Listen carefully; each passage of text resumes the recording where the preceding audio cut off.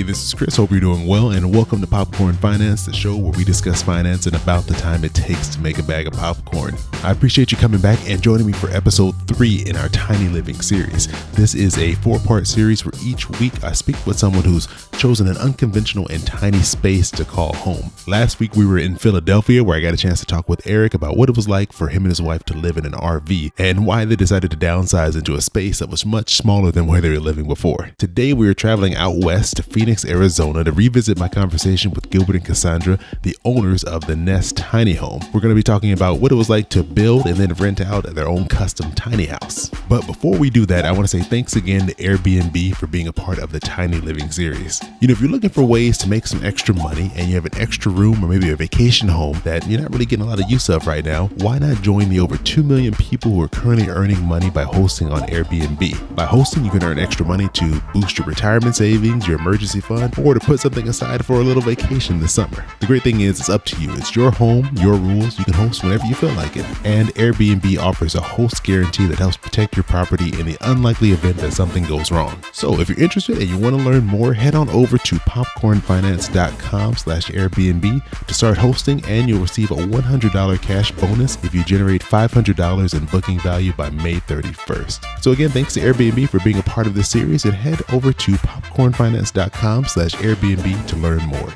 All right, so I hope you're ready to travel with me over to Phoenix, Arizona for my conversation with Gilbert and Cassandra.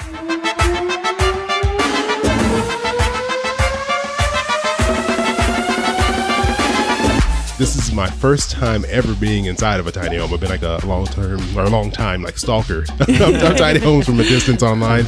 Did an episode on tiny living, and I just like, when I saw your home featured on it's the Dream Big Live Tiny account that Alan runs, I was like, this is close enough. Like, maybe one day I'll actually have a chance to come down there, and we just decided, hey, why not make it a little short trip and come check it out? And I'm really happy we did, because this is amazing place here. Oh, nice. Cool. Well, thank you for staying with us. Yeah, totally. So, I mean, for one, how long have you had the tiny home here?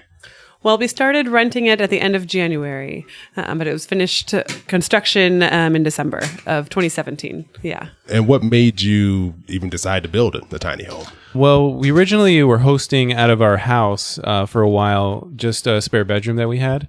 And then we had our first child, our girl, and we had to use that as a nursery. And from at that point, we really just like hosting people and then the extra income that we made from it. So we decided to do something a little unique and different. So we thought of a tiny house as like another Airbnb project for us.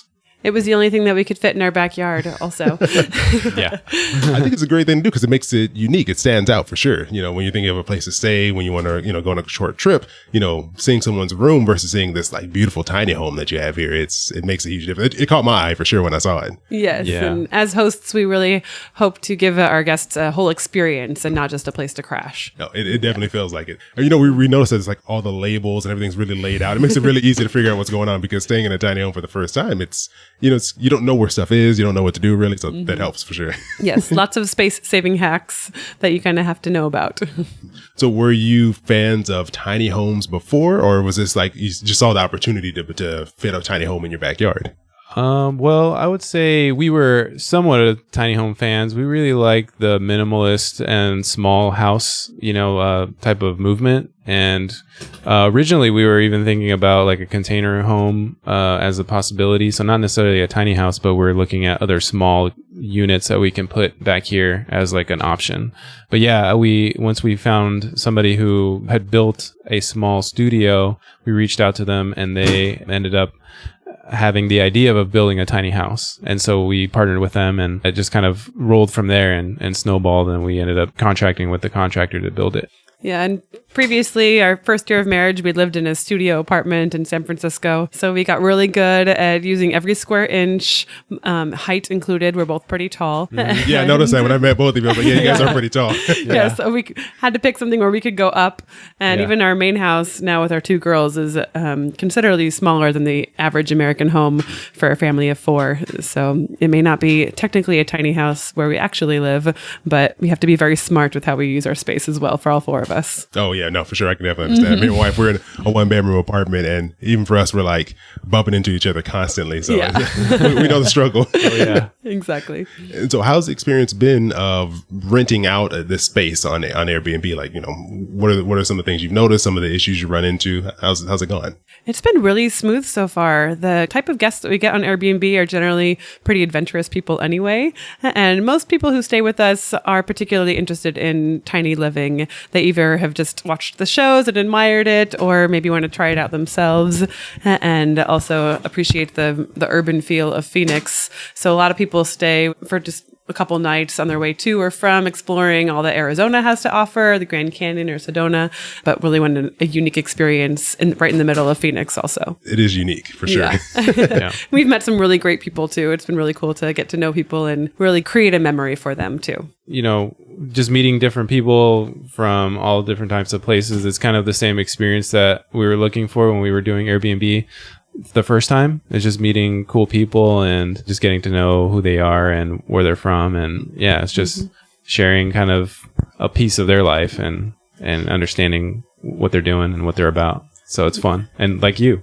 Yeah, exactly. You're a perfect example of that. So yeah. And it's been really cool to see how people have really latched onto this almost minimalism movement. And I wouldn't call myself a total minimalist. I promise I do have clutter. But the idea that we're being much more specific about what we do choose to have in our homes, things that we really love or that really function the way that we need to, I think is a really cool way for our guests to really experience in a well-designed space. So I hope that people go home inspired how they could not necessarily sell everything they have and build a tiny house, but edit areas of their life where they could take home lessons learned from staying here. Yeah, exactly. Because it's one of those things that it's okay. Don't worry about it. There's a baby crawling around in here.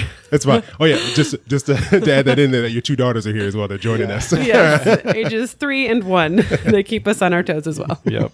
But no, I think it's great because it gives people a taste of minimalism and tiny living, and you can, like you said, you can take pieces from it. Maybe there's something that you can implement at home, or it's much different being here than seeing it online. Exactly. Because it's Yes. much bigger than I thought it would be. Like even walking up, I was like, that looks pretty small. Yeah. And once you walk in, it's way different. Yeah. We were lucky enough to get some good architects who knew what they were doing, and they already had a layout planned. And so this was kind of unique build where you have this whole side just free and clear with the windows, and then this type of L kitchen that we have here, because we really wanted to create some space, because the other ones that we did look at, they were little short, little narrow because of their galley style kitchens. So we wanted to do something a little more open and spacious. No, you definitely feel it. And it's like you have this beautiful backyard too that you can see. So it makes it, we were just saying, it feels like that's part of the home because of how open it is. It feels like all of this is, I'm pointing like people can see what I'm pointing at.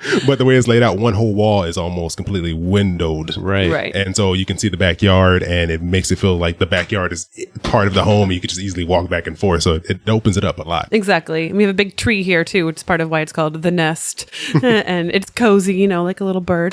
And that's all you need. But we hope you feel refreshed also after staying here and experiencing less house but more home. Yeah, right. Yeah. I wanted to ask you just one final tip for the people listening, because I talk a lot about side hustles and making extra income and things like that. So are there any tips you have for people who are interested in doing Airbnb? It doesn't have to be maybe, they're going to build their own tiny home, but your experience renting out a room, and then now your experience having your own separate place you're renting. Yeah, well, it was a bit of an investment up front, obviously.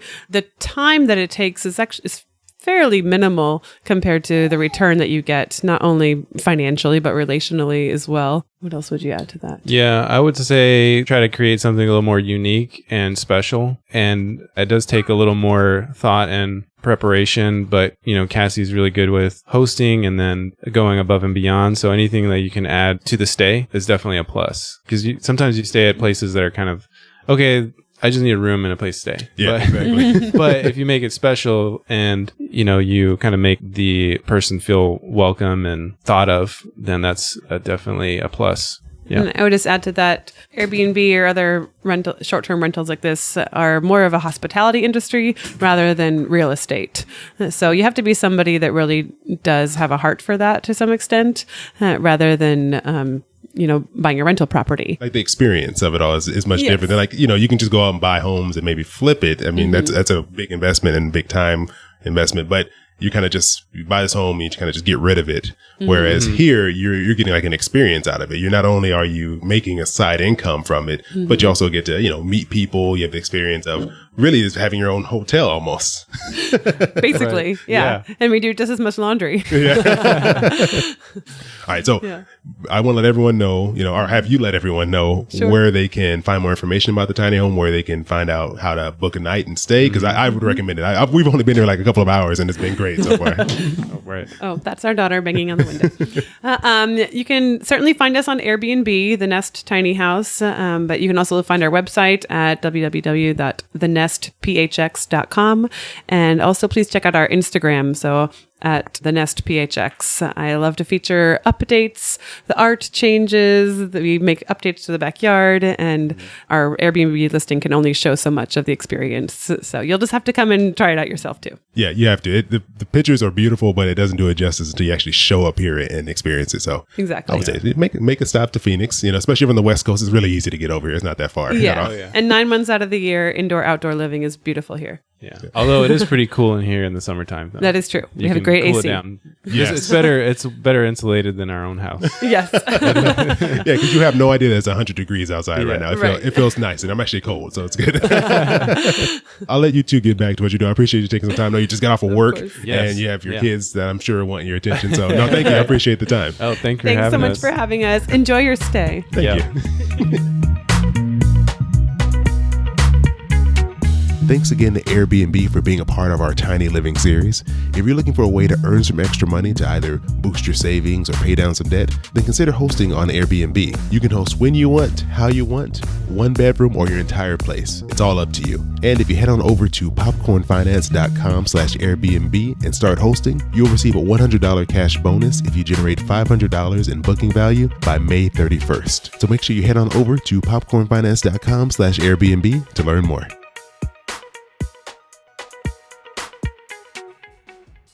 Thanks for traveling with me over to Phoenix, Arizona for my conversation with Gilbert and Cassandra, and I seriously think that I could live full time in their tiny home.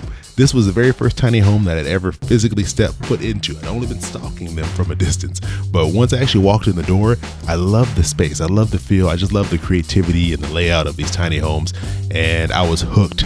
And if Gilbert and Cassandra would have let me take that tiny home back with me to California, I definitely would have done it. So unfortunately, they wanted to keep it. It's working out too well for them. They didn't want to give it to me. But it definitely has, I guess, increased my passion and interest in tiny homes. And I can't wait till I get a chance to stay in another one. And if you want to check out pictures of my time in the Nest tiny home, I even have a video as well that I took, like a little video tour, head on over to popcornfinance.com/tinyliving and have all the pictures posted up there, along with a link to the Nest tiny home itself on Airbnb if you want to check it out and book a night for yourself. So if you're in the Phoenix area and you're looking for a place to stay, I can definitely recommend the beautiful Nest tiny home. And so I guess now I can announce the special guest for next week, because we'll be traveling over to the Atlantic Ocean. We're leaving land, we're heading to the sea, we're heading over to the Atlantic Ocean, specifically the east coast of Florida in Fort Lauderdale, to speak with Michelle Schroeder-Gardner from Making Sense of Sense about what it's like living on a boat. So definitely make sure you're subscribed if you're not already. That way you can catch that episode when it releases next Monday.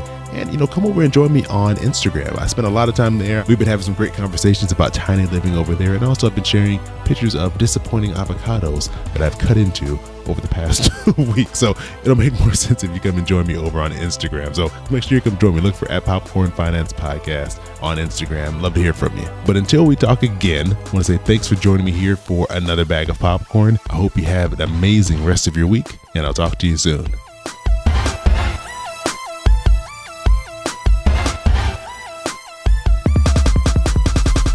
Shout out to AFQ Music for creating this instrumental. You can head over to YouTube and search for AFQ Music to see more of what they're putting out.